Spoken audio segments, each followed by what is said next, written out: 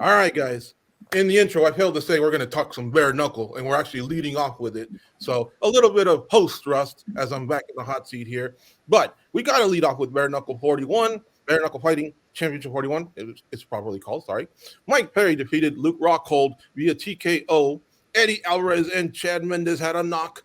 Big men, Big Ben Rothwell and Josh Copeland. They threw some heavy leather. Plus a cameo from Conor McGregor, who was bouncing around all around the ring, even popped in for a face-off against Mike Perry after the main event. Panel, react, unpack, goes. You're leading things off.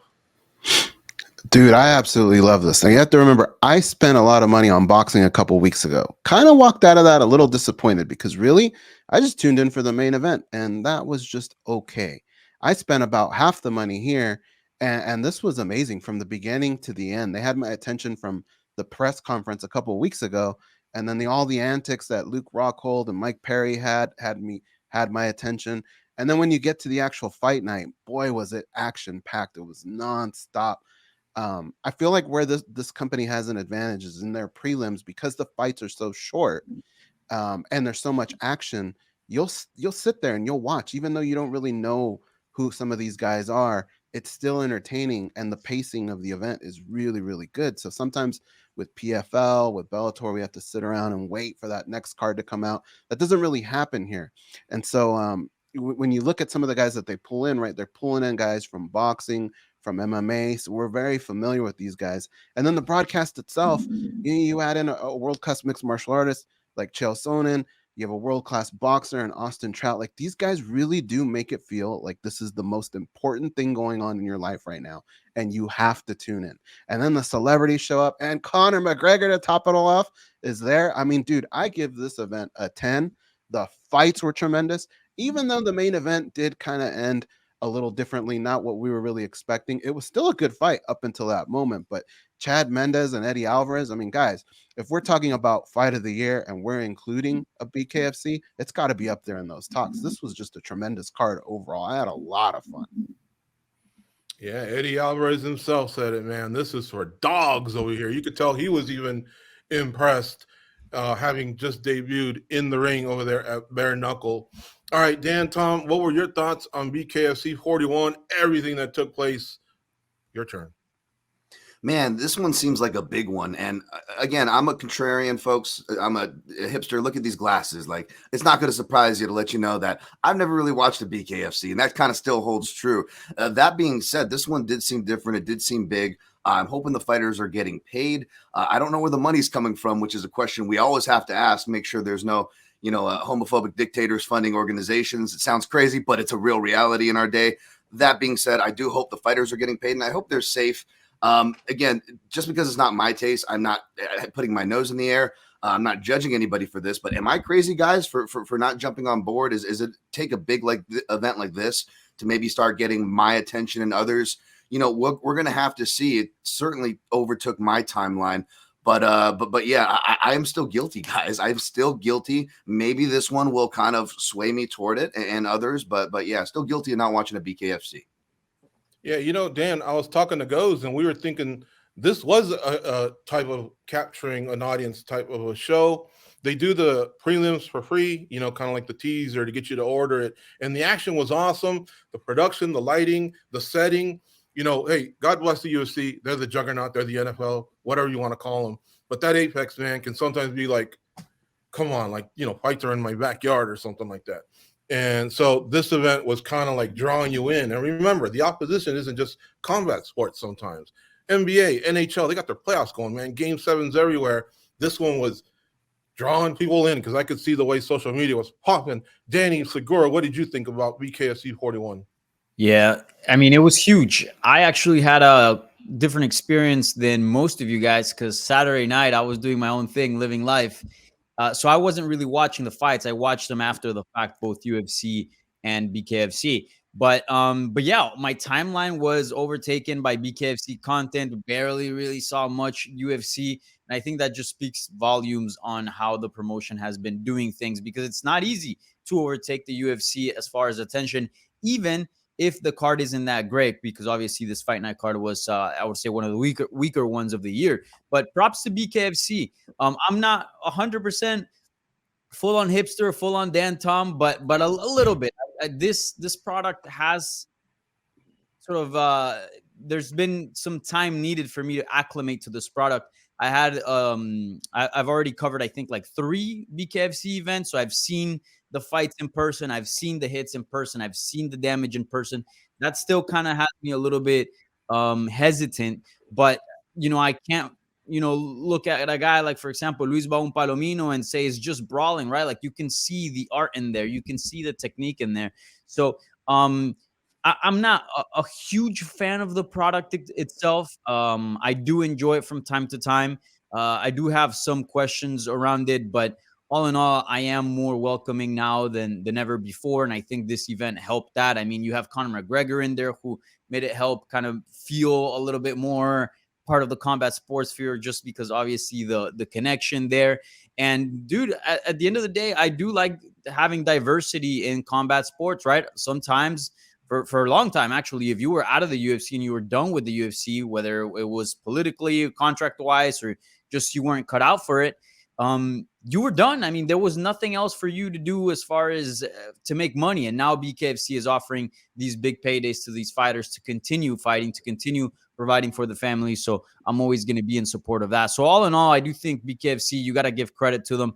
They are nailing the matchmaking. I remember a few years ago, a lot of promotions would just sign whoever was a big name, no matter the losses, no matter the age, just that came from the UFC. But BKFC really picks and chooses who their guys are, and they clearly do a fantastic job at it, because they are creating compelling matchups. They are taking over entire weekends in the combat sports calendar, and they're a promotion that just really been around for just a few years, really.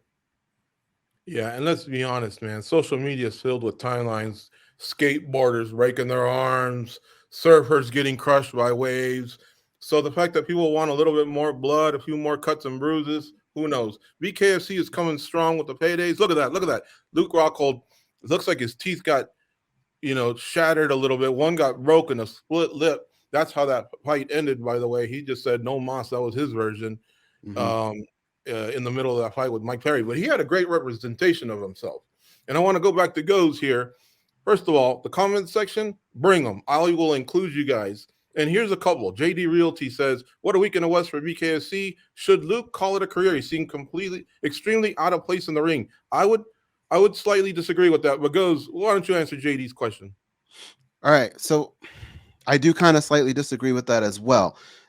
Maybe in BKFC, I'd say call that, and in mixed martial arts, I just don't know. See, the thing with Luke Rockhold is you don't want to just put him up against anyone. He's past that, right? Whoever you're going to put in front of him has to have a reputation, has to have good credentials, and I don't know that he wants to see that again in mixed martial arts. In BKFC, it got pretty rough out there, man.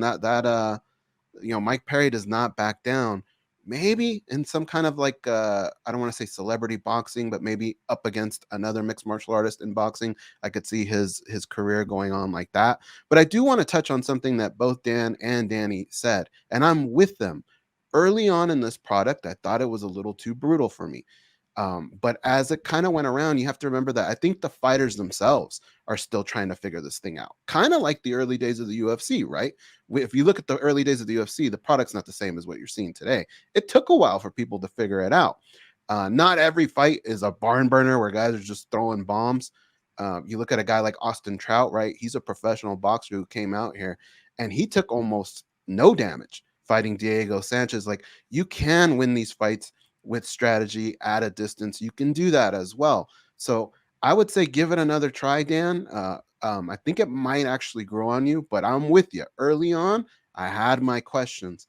And just to wrap up on Luke Rockhold, dude, I thought he was taking it to Mike Perry there for a second. He almost knocked him down.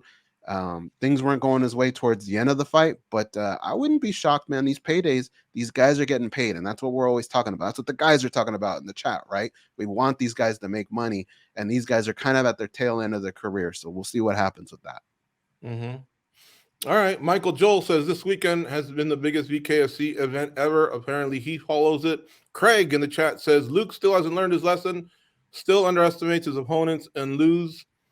Okay, there's partial truth to that. Luke has this way of talking trash by I guess, minimizing his opponents. But I don't think he's ever really meant it in a disrespectful way. I think it's just fight buildup. If you look at his social media, and I'm not trying to be his white knight here, but he was very complimentary of Perry.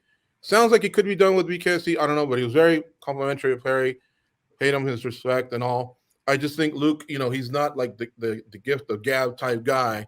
So there's not going to be jokes and he's not going to be shooting memes on Twitter. He just talks the way he does. He's a California surfer tough guy. And but look, he can back it up. He's got 2 major belts, Strikeforce and UFC. You can't take that away from him. One last thing here, Michael Joel. BKFC is cool. At least the fighters get paid well, unlike in the UFC. Don't go too far. They are paying well. UFC is paying well. I agree with you, though. They could pay better. Keep them coming, guys. We'll probably talk some more BKFC here on some of the other stuff that's coming up here. But I do want to touch on one thing. Anybody want to say anything about Chad Mendes? Looks like this one's it. We lose another WEC guy. Where's my WEC glove? It's somewhere here. We could lose Demetrius Johnson this weekend. WEC superstars are starting to go. Any thoughts, guys? We'll go back to you first. Well, yeah, if you look at Chad Mendes, right, like he had a fight prior to this. He had experience with BKFC, and he got a knockout.